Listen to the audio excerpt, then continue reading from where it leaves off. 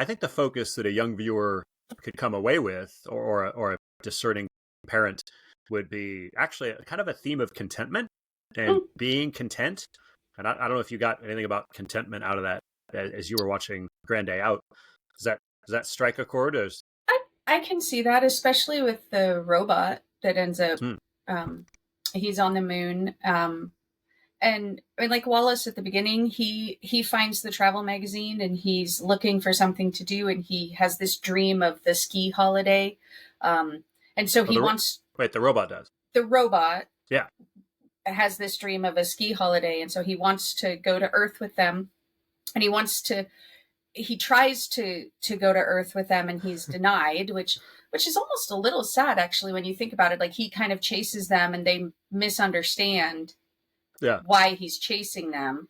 But then he gets left with these metal pieces that he's able to turn into his own skis. And then you see him, and again, weirdly enough, a little oven, you can tell that he's so happy. He's so happy to be skiing. And there was actually, we listened to the commentary, and someone showed it to their son, and there was a kid who thought this was really sad, because he's like, but he's there all alone, and it's so sad that he's alone. But the father had to explain, no, he is happy, though. He's content. He still got to do what he wanted to do. He was able to ski. So in a weird way, Wallace and Gromit actually facilitate him getting that dream. He didn't get specifically what he wanted, but he has enough, and he's very happy, and he seems really grateful, because he actually waves goodbye to them at the end, like, thank you, I got my skis. And it's just so cute. And weirdly, it kind of reminds me of Philippians 4:11-13, where it says, for I've learned in whatever situation I am to be content. I know how to be brought low, and I know how to abound. And in any circumstance, I've learned the secret to facing plenty and hunger, abundance and need.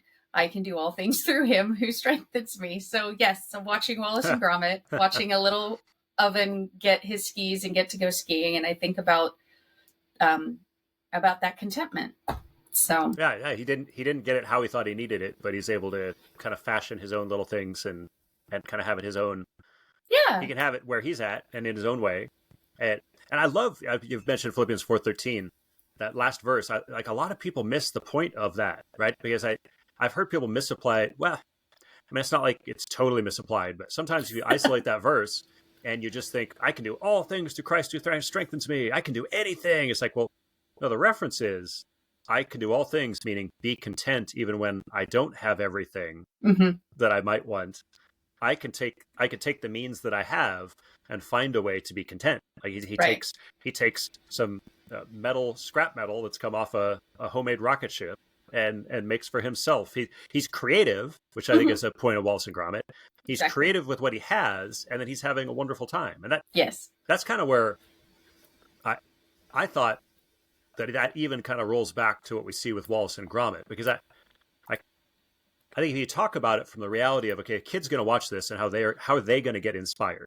Like, obviously, they're not literally going to the moon any more than Wallace and Gromit could literally. I mean, I guess technically they do, but I think what's really happening in this story from a kid's perspective is it's about creativity. It's like it's like a kid who will go out to their basement or their backyard and make a rocket ship out of cardboard and some plastic pieces or some scrap metal that Dad has, and then you don't literally go to the moon, but you imagine you're going to the moon.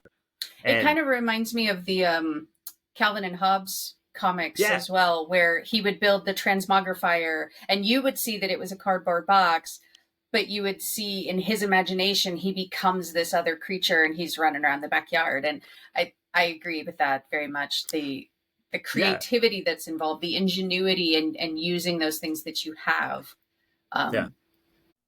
We hope you enjoyed this snack-sized taste of popcorn theology. Check out the full episode using the link in the description. Subscribe on YouTube for more content. Follow and interact on social media to share with others. And remember, you are not a mindless consumer.